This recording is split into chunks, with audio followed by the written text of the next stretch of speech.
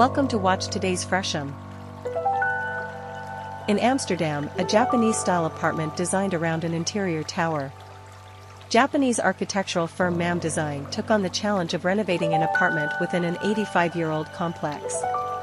The result is ultra-contemporary.